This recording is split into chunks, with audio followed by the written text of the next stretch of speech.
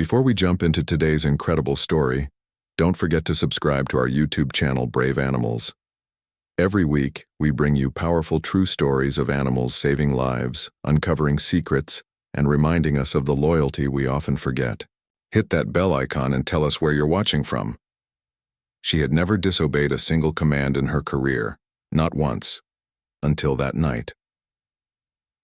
At 11:47 p.m., under the fluorescent glare of Terminal G at San Francisco International, a Belgian, Malinois named Angel launched herself at a baby stroller, growling and barking like she had detected a bomb. Passengers scattered. The mother screamed. Security officers reached for their radios. But what the canine dog uncovered beneath that blanket wasn't just illegal. It was terrifying, and it changed everything. Angel was the kind of canine that made other handlers jealous. Sharp as a tack, quick on the uptake, and loyal in a way that almost felt telepathic. Officer Ethan Mercer, her handler and partner, often joked that she was better at reading people than the machines at TSA. That day had started, like any other. Mercer picked up Angel from the K9 unit at 5 a.m., gave her a light jog around the perimeter road, and ran through a few short drills to keep her mind sharp. Their 7 a.m. shift began as usual, with coffee in hand and the buzz of early international travelers filling the terminal. Supervisor Garcia patted Mercer on the shoulder as they passed security. "Looking sharp today, Mercer. Big plans for the weekend?" Taking Angel up to Point Reyes. "She needs some trail time," Mercer replied, giving Angel a scratch behind the ear. The dog gave a soft tail wag, then settled into her usual focused demeanor. Their day followed the normal rhythm of border protection. A student got flagged for trying to sneak in weed. A businessman from Mexico was caught underreporting expensive jewelry. And one family from Southeast Asia had a small stash of fruit in their carry-on that wasn't allowed. Angel stayed consistent the whole time, never missing a beat. She moved with smooth precision, weaving between passengers, checking bags and reactions, always alert but never aggressive.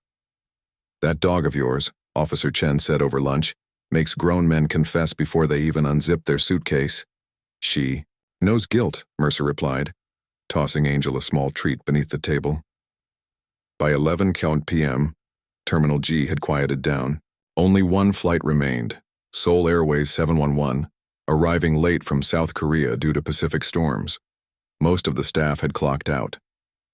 Mercer was mentally halfway into his weekend plans when Angel began pacing. Not wildly, but differently. She circled, tighter, paused near one window longer than usual, then let out a low, almost unheard whine. Mercer noted it but didn't press. She'd been known to feel shifts in tone before anyone else in the room. Then he saw her, a woman entering the terminal, with a navy blue stroller and a large shoulder bag. She looked normal at first glance, maybe tired, maybe overwhelmed. But something in her body language set off Mercer's instincts. The two quick glances, the white knuckle grip on the stroller handle, the thin sheen of sweat on her brow despite the terminal's cool air. "Angel, check," Mercer whispered. Angel moved toward the woman slowly, nose twitching. She didn't bark, didn't growl yet. She walked a full circle around the stroller, sniffing deeply, then froze. Her chest rumbled with a low growl as the baby inside gave a short, hoarse cry. The woman's response was immediate.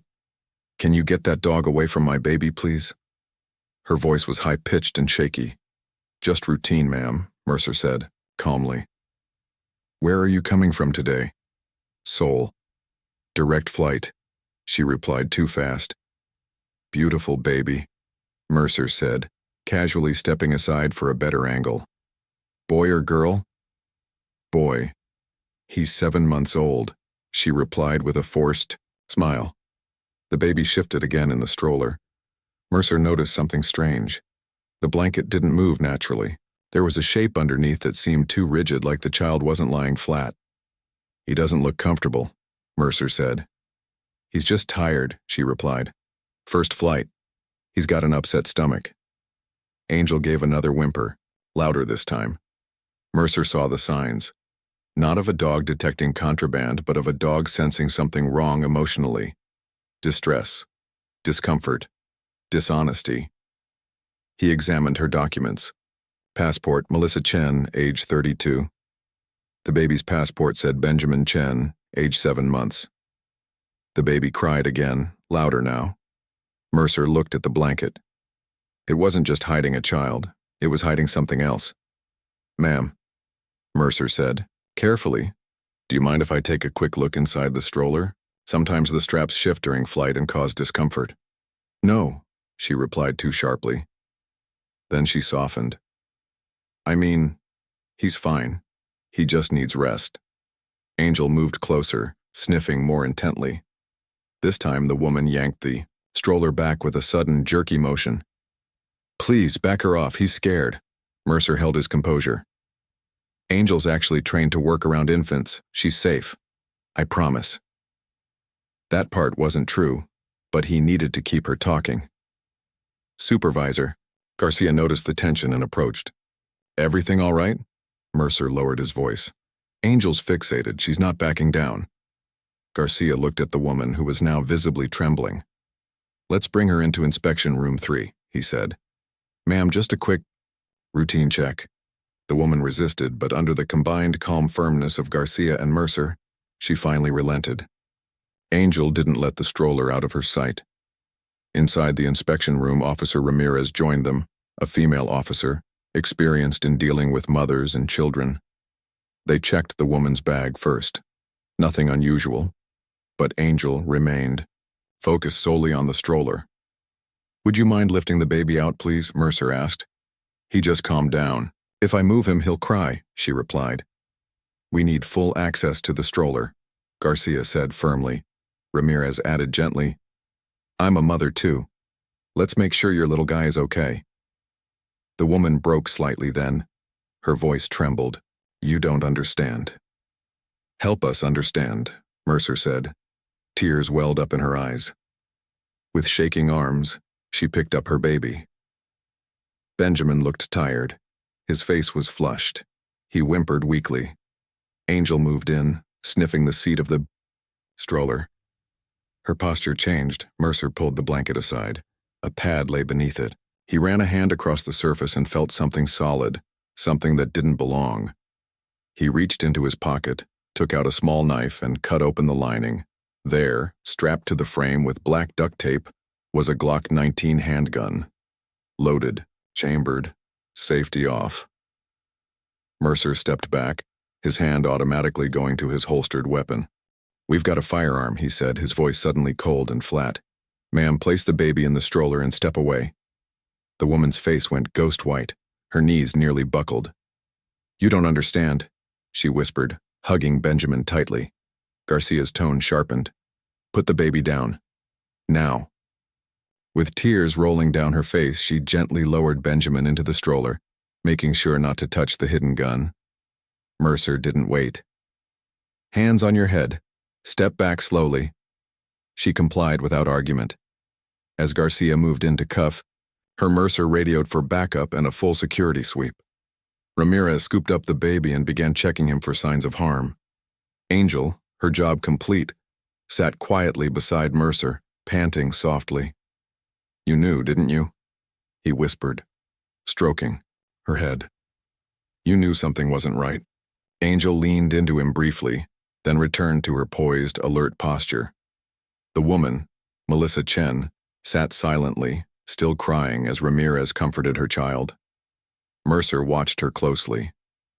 Her fear didn't match that of a common criminal. It was deeper, more personal. And this story? It was only just beginning. The interview room at San Francisco International was never designed for comfort. Fluorescent lights buzzed overhead. The table was scratched from years of elbows, pens, and paper clips. There were no windows, just cold walls and a clock that ticked too loudly. Officer Ethan Mercer sat across from Melissa Chen, who looked far smaller now than she had outside. Her shoulders hunched, her fingers curled around a disposable coffee cup she hadn't touched. Her eyes were red, not from sleep, but from panic and exhaustion. The K-9 angel sat alert at Mercer's side, eyes watchful but calm. Next to Mercer was Agent Diana Powell, a Homeland Security liaison with a quiet strength. She'd handled hundreds of border cases involving trafficking, smuggling, and asylum claims. But she didn't come across as aggressive. She came across as someone who listened, and right now Melissa needed someone to do exactly that. "Ms. Chen," Mercer began, keeping his tone steady, "the firearm we recovered has been identified as a Glock 19, serial number filed off. That alone could get you 20 years. Melissa's hands trembled. She shook her head slowly. "I'm not a criminal, I swear to you. I wasn't planning to use it on anyone. I was trying to protect my son." "From who?" Powell asked gently. The question cracked something open. Melissa closed her eyes for a long second. When she opened them, her voice was softer. "Broken. His name is Robert Keller. We met in Seattle 4 years ago. I was working as a translator at a tech company. He came in as part of a private security firm doing risk assessments. He was charming, smart. I thought he was everything I was supposed to want." Mercer didn't interrupt. Neither did Powell. They'd heard stories like this before, but they knew better than to rush. Melissa continued. "It started small, checking my phone, telling me my friends were bad influences. He said he just wanted to protect me." "And then it escalated?" Powell prompted. Melissa nodded. "After we moved in together, it got worse. He controlled everything, my money, my job, even my doctor's visits. I wasn't allowed to go anywhere alone." She looked over at Angel, who hadn't moved. "I called the police once," she said. "He beat me after they left. Turned out one of the responding officers had worked with him before. They didn't take my report seriously." Mercer clenched his jaw. He'd seen these kinds of cases before, where the system that was supposed to help ended up pushing the victim further into silence. "When I found out I was pregnant," Melissa continued, "I thought maybe he'd soften, but he got more controlling. Said I'd trapped him, that the baby wasn't even his. Then one night I overheard him on the phone.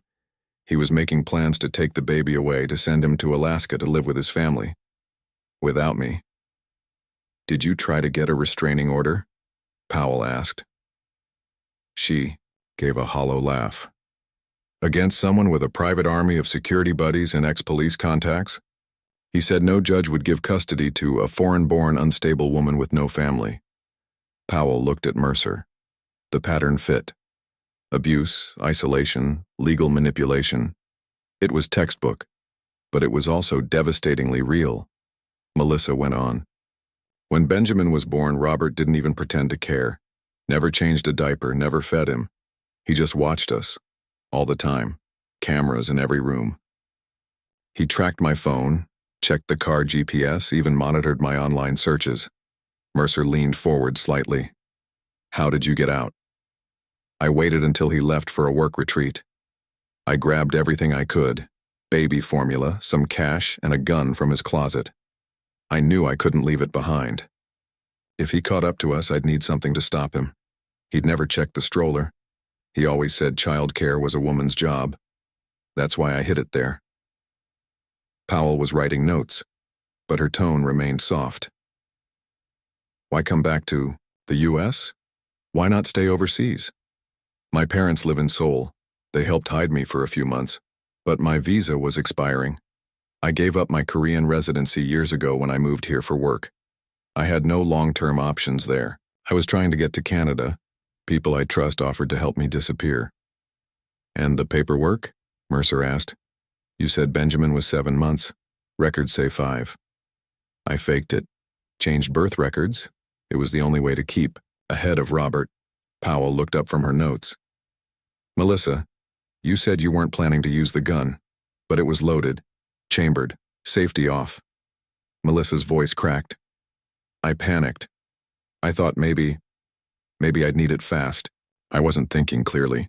Every time I closed my eyes, I imagined him catching us at baggage claim, pretending to be friendly for the cameras, and then pulling Benjamin out of my arms." There was silence for a moment. Mercer spoke next. "Do you have any proof? Anything that backs up your story?" Melissa reached for the gold cross around her neck. "Yes," she said softly. "It's right here."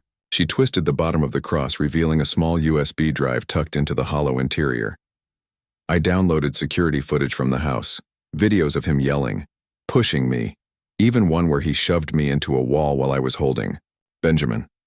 I have bank records, text messages, copies of medical reports. I took pictures of my bruises before I left. Powell accepted the drive carefully, like it was made of glass. This could change everything, Melissa. Melissa's shoulders fell, as if she'd been holding her breath for hours. But bringing a loaded firearm into an international terminal, especially hidden under a child, that's still a federal offense, Mercer said honestly. I know, she whispered. I know it was dangerous. I know I should have found another way. But when you're that afraid, logic doesn't always win. Powell stood. We'll verify the footage. We'll run the weapons details. And we'll dig into Robert Keller. If what you're saying checks out, you might qualify for protection. Possibly a deferred sentence. Melissa looked at her son's photo on the table. All I ever wanted was for him to grow up without fear, without looking over his shoulder. Mercer stood too. Let's make sure that happens, but we need you to be honest from here on. No more changes to the story. No more hidden details. Melissa nodded slowly. For the first time since the airport confrontation, there was something else in her eyes. Something fragile, but unmistakable. Hope. The next morning, Agent Diana Powell sat in a secure Homeland Security office tucked inside the federal wing of the airport. In front of her was a government-issued laptop, a steaming paper cup of gas station coffee, and the tiny gold USB drive that could either save Melissa Chen or prove she had lied. The room was quiet, save for the hum of the air vent and the soft clicking of Powell's keyboard. She had reviewed hundreds of cases, but this one felt different. Something in Melissa's voice, in the way she held her son, in the fear that had etched itself into her bones. It rang true. She inserted the USB. Within seconds, folders populated the screen. Folder 1, Home Surveillance Folder 2, Medical Records Folder, 3 Financial Control Folder, 4 Audio Recordings. Powell opened the first folder. Dozens of time-stamped video clips. She clicked one dated 2 months prior. The camera showed a living room, neat, modest. Melissa appeared, holding baby Benjamin. Then Robert Keller entered, pacing fast. His voice was loud and aggressive even, without turning up the volume. You leave this house again without telling me, I swear to God, Melissa. She flinched. I just went to the pharmacy. He needed formula. You think I care? You think I asked you to make that decision? Powell watched, her jaw tightening as Robert grabbed Melissa's arm. She tried to pull away, still holding the baby. I didn't do anything wrong, Melissa said softly. You don't get to decide what's wrong, Robert snapped. You're lucky I don't take him and disappear tonight. The clip ended. Powell opened another, and another, the same pattern. Loud arguments, physical intimidation, moments where Robert shoved her, once nearly knocking her off balance while she was breastfeeding. She closed her eyes and exhaled slowly. This wasn't just emotional abuse. This was criminal. Next, she opened the medical records folder. PDF scans of ER visits. A wrist fracture labeled accidental fall. Bruises on her back from bumping into a door. But notes in the margins by concerned doctors told a different story. Patient appeared nervous, hesitant to answer questions. Possible IPV, intimate partner violence, case. The financial control folder held screenshots of joint bank accounts, showing Robert making massive withdrawals and leaving Melissa's personal card with a few dollars. There were logs from a financial app showing her daily spending being monitored and flagged. Then Powell clicked on the audio recordings. She played a file labeled, Bedroom Mic, March 18th, Robert's voice again. Calm this time. Calculating. If she runs, I'll make sure no judge in America gives her custody. She doesn't even have legal status anymore. She's unstable. I've got enough footage to frame her 6 different ways. Hell, I'll make her look like she kidnapped him. Another recording. I've got people in Seattle PD, 2 guys at TSA. You think anyone's going to take her side over mine? She's a scared immigrant with no job. I'm a decorated contractor. Powell paused the audio and stared at the screen.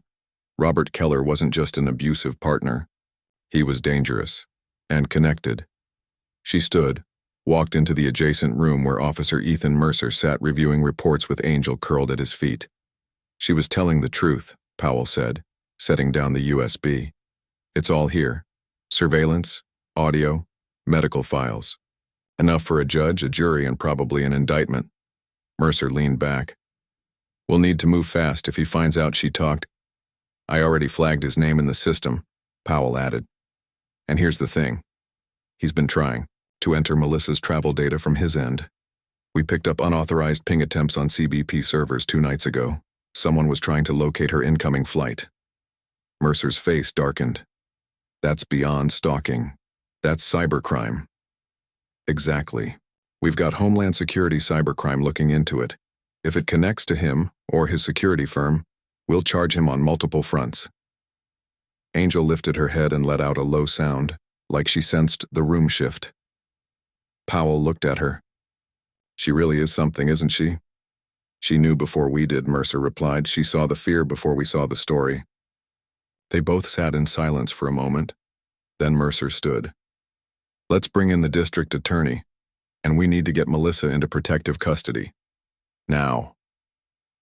2 hours later, Melissa was moved from the airport holding room to a secure housing unit managed by a women's advocacy program. Officer Ramirez went with her and stayed to make sure she and Benjamin were comfortable. The room was small but clean. 2 beds, a kitchenette, a bathroom, and a secure entry door with keycard access. Melissa hadn't spoken much on the drive over, but when she stepped inside and saw the crib already set up for Benjamin, she started crying. I didn't know places like this existed, she said softly, brushing her fingers over the soft baby, blanket folded inside. Ramirez smiled gently. Most people don't, but they do. And you deserve it. Benjamin cooed quietly from her arms, now fed and finally well-rested. He reached for the light streaming through the window and smiled. For the first time since the airport, Melissa looked less like a fugitive and more like a mom. That evening, federal agents raided the Seattle headquarters of Keller Protection Group, Robert's private security firm. Inside his office, they seized multiple hard drives, cell phones, and dozens of client files. They also found a folder labeled MC with a photo of Melissa, a copy of her old ID, and what looked like a surveillance log of her movements. Over the past 6 months, warrants were issued. Arrests followed. Robert wasn't home when agents arrived at his residence.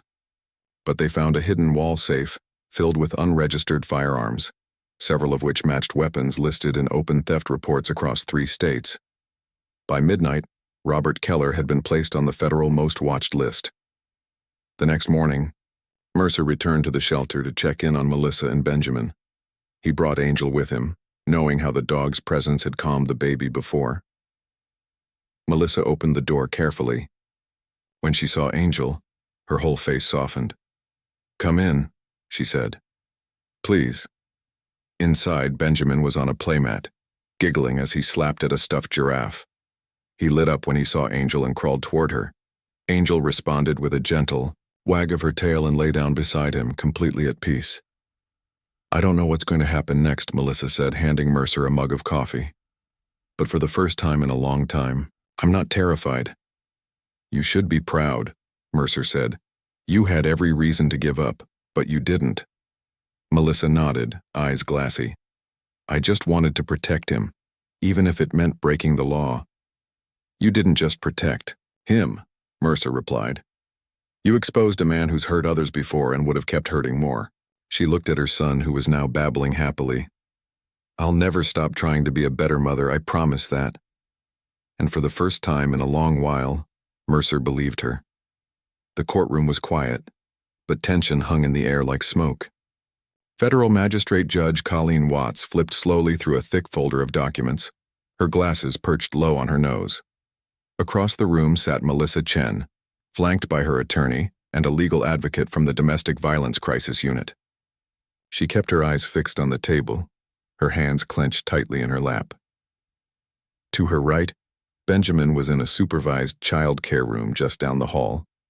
A volunteer from the shelter sat with him, feeding him tiny bits of banana while he banged a toy truck against the high chair. On the opposite side of the courtroom sat Robert Keller's defense attorney, all pressed suit and practiced smiles. But the man himself wasn't present. Not yet. He was still in federal holding. "Ms. Chen," Judge Watts said, "we're here to determine two things today. First, whether your actions, specifically the illegal transport of a concealed firearm, are prosecutable under current federal statutes. Second, whether the court recognizes your claim as a domestic violence survivor acting under extreme duress."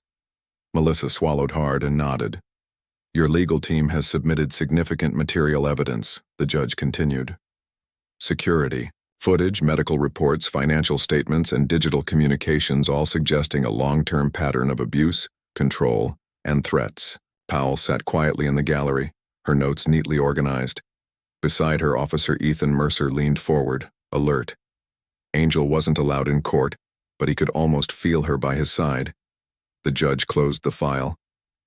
"However, Mr. Keller's legal team has submitted their own motions, primarily challenging the authenticity of your documentation and requesting full custody of the child, Benjamin Keller, claiming you pose a danger to him." Melissa's lawyer stood immediately. "Your Honor, the child's safety has never been in question. All medical reports show he's healthy, stable, and unharmed. The defendant's allegations are a clear attempt to distract from the serious charges against him." The judge raised a hand to calm the back and forth. "I've read both submissions. We will move forward with a temporary protection order until the criminal investigation into Mr. Keller is complete. Child custody will remain with the mother under supervised oversight from Family Services." A wave of relief hit Melissa, but it was short-lived. Later that afternoon, back in the secure shelter, her legal advocate approached with a grave expression. "There was an attempted message. Someone tried to deliver a letter to you from Robert, through one of his old security firm employees. It was intercepted at the front gate." Melissa's spine stiffened. "What did it say?"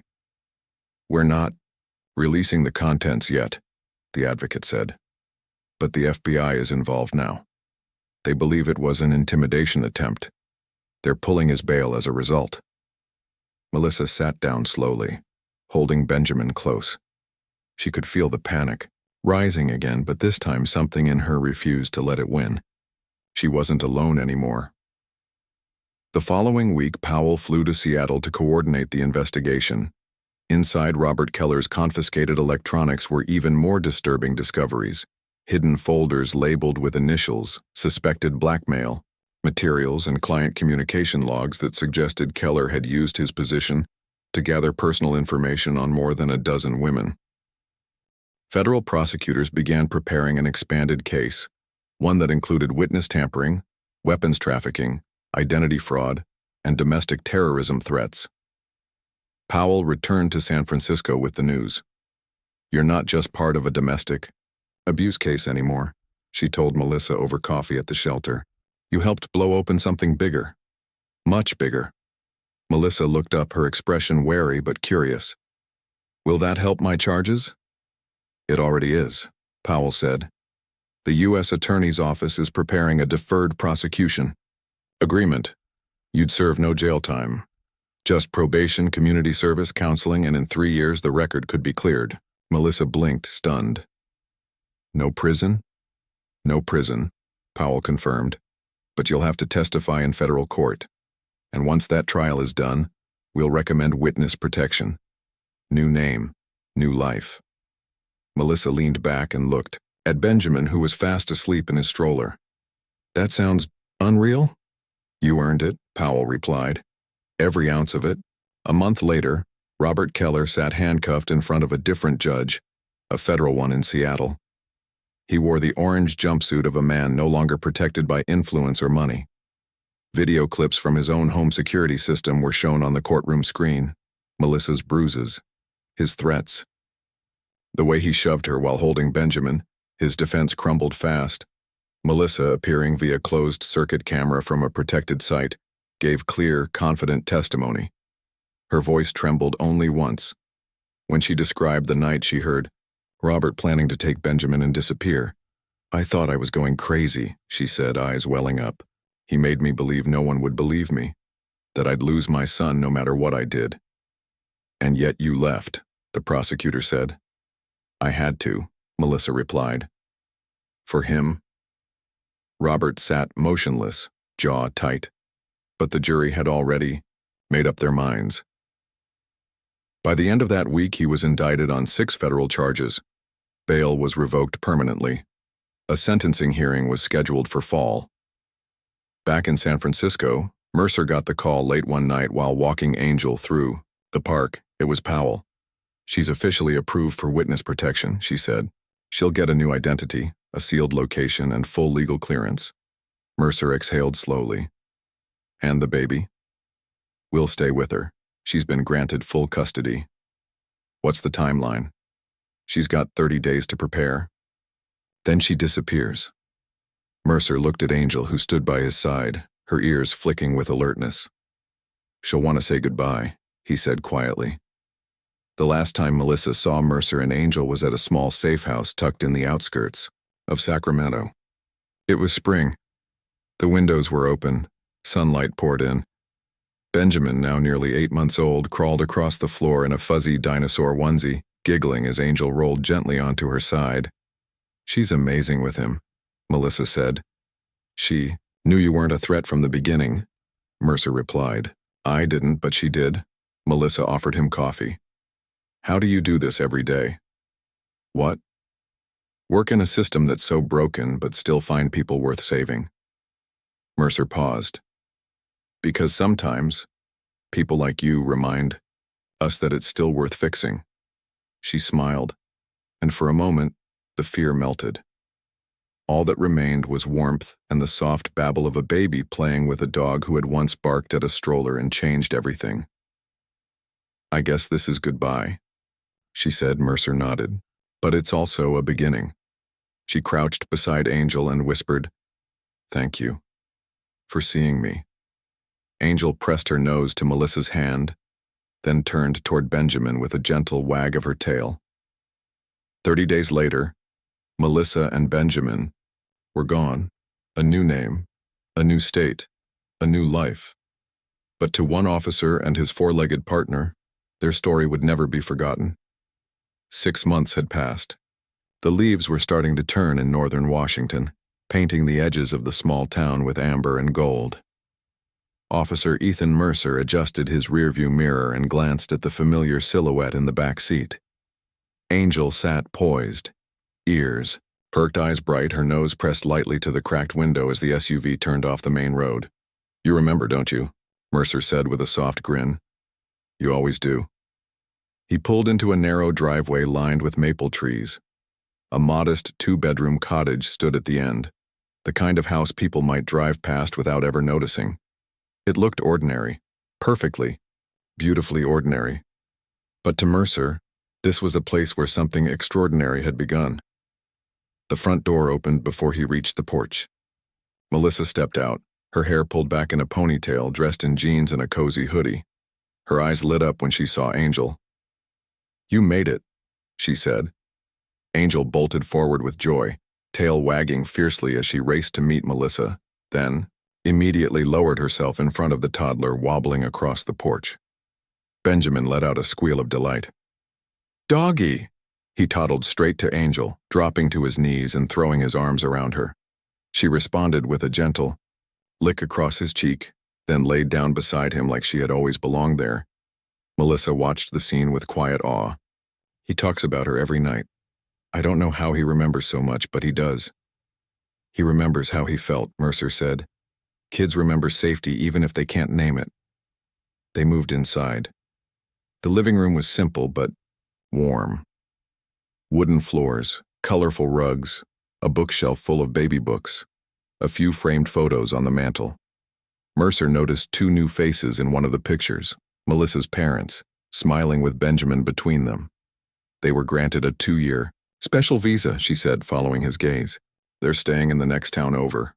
Close enough to visit, far enough to keep it safe. Mercer nodded. You look good, she smiled.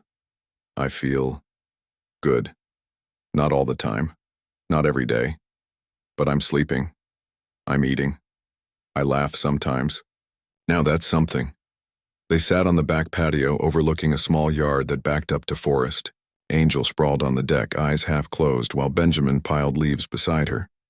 "You know," Melissa said, sipping her tea, "there's a support group nearby. Survivors. Women from all walks of life. Some stayed, some ran. We talk about things no one else understands." "Do they know who you are?" Mercer asked.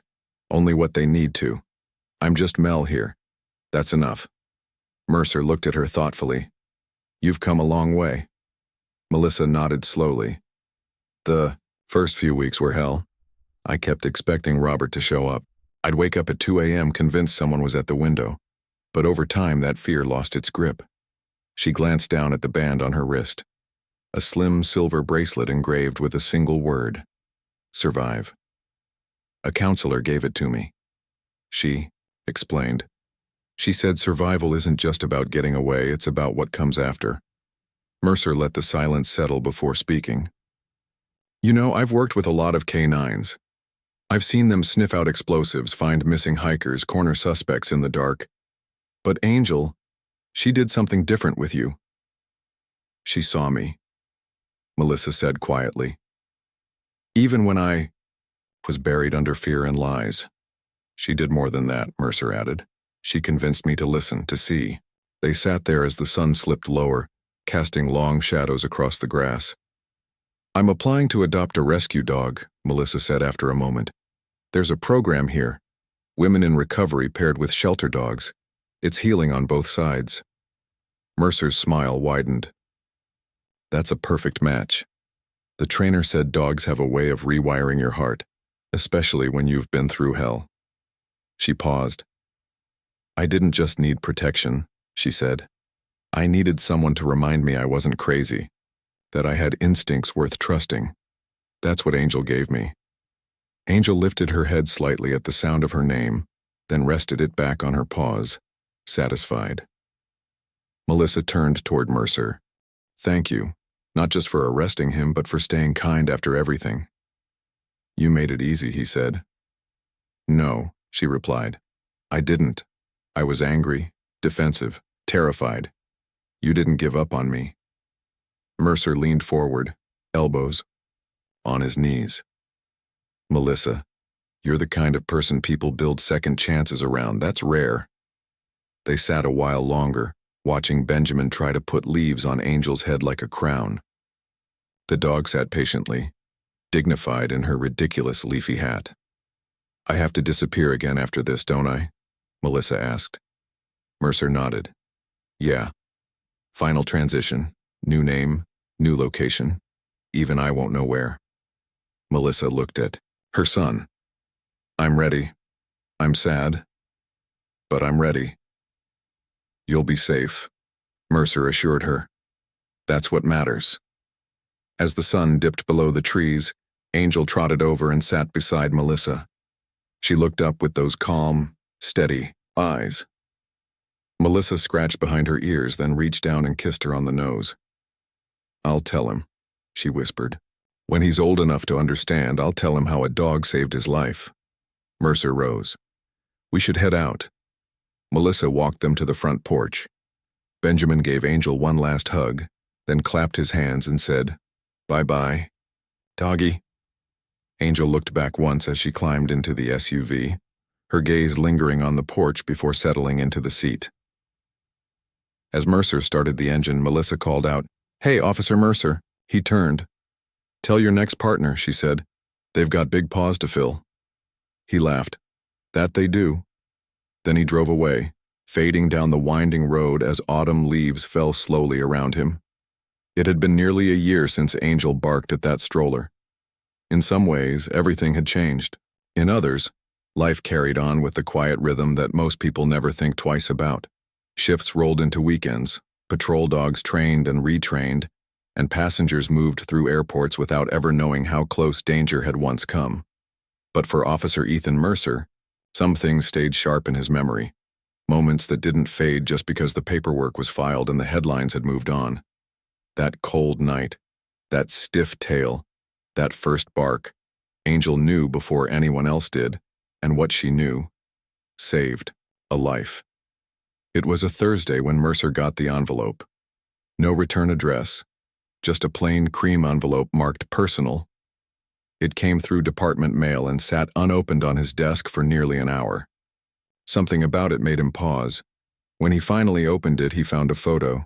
Melissa, her hair a little longer, tied back in a soft braid, standing in a field of tall grass. Holding Benjamin, who was now a full-fledged toddler. His smile was wide, toothy, with one hand thrown up mid-laugh. Next to them sat a brown dog with a lopsided ear and eyes full of mischief. On the back of the photo was a short note written in looping cursive. "We're safe, we're whole, and thanks to you, we're free. His name is Milo. He snores like a tractor and thinks peanut butter was made for him. Benjamin calls him Milo Puppy. It's chaos, but it's ours. Forever grateful. M." Mercer stared at the note for a long while, then looked over at Angel, who was curled up on her bed in the corner of the office, resting after morning drills. "You did that," he said softly.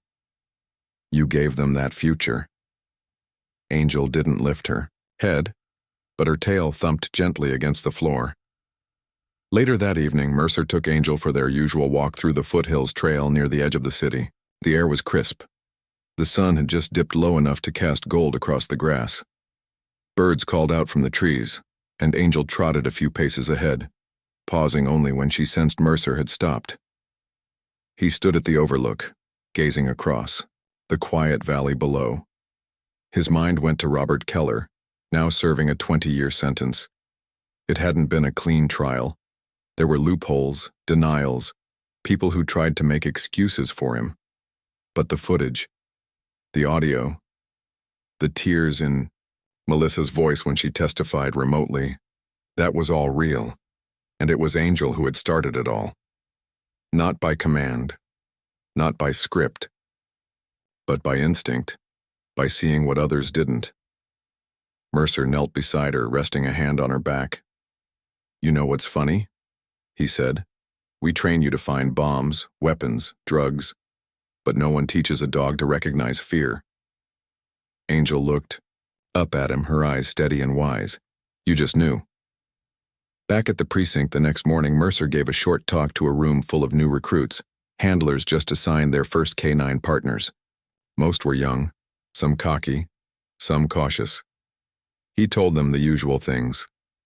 Respect your partner, don't cut corners on training, always trust the leash. But before he wrapped up, he added something different. "You'll think you know what you're doing out there," he said, "because you have a badge and a protocol. But sometimes your dog will know better than you. Sometimes she'll pull you off script, because she hears something in a cry or sees something in a glance that you don't." He paused. "When that happens, listen to her. Trust her, even if it doesn't make sense in the moment." Someone in the back raised a hand. "Has that ever actually happened to you?" Mercer smiled, slow and thoughtful. "Yeah," he said. "Just once. And it changed everything." 3 months later, Angel retired. Her hips had begun to stiffen. Not badly, but enough that Mercer didn't want to push her. She had served 8 years with distinction, found 7 weapons, stopped 3 smuggling rings, and, unofficially, saved a woman and her baby from a man no one had dared to challenge. At her retirement ceremony, Mercer said only this: she didn't just protect the borders, she protected what mattered most. Angel went home with Mercer, became his full-time companion. No more vests, no more drills. Just long hikes, late-night snacks, and a bed beside his own. He built her a small wooden plaque that hung over her new dog bed. Canine Angel, protector, partner, friend.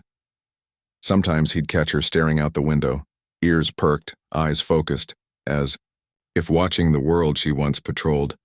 And sometimes he wondered if she still felt Melissa out there. If dogs, somehow, held on to the people they saved. One evening, as Mercer sat reading on the couch with Angel asleep at his feet, he reread Melissa's letter. He thought about Benjamin's laugh, Melissa's healing, the sound of gravel under a stroller, the bark that froze a terminal in silence, the woman who broke every rule to protect her child. And he thought about the life she'd been forced to leave behind, because nobody had listened soon enough. But one dog did. One bark. One decision. 1 second of trust changed everything. And as the room fell into a warm silence, he couldn't help but wonder, how many lives could be saved if we all trusted our instincts a little more? How many cries go unheard because no one's listening close enough? And if you were in Melissa's shoes, would you have taken the same risk? End of story. Thank you for following this journey with us. If this story moved you, please subscribe to Brave Animals for more powerful tales of loyalty, courage, and the silent strength our animal heroes carry with them.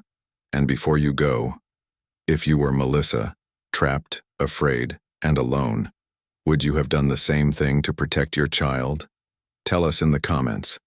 We want to hear from you.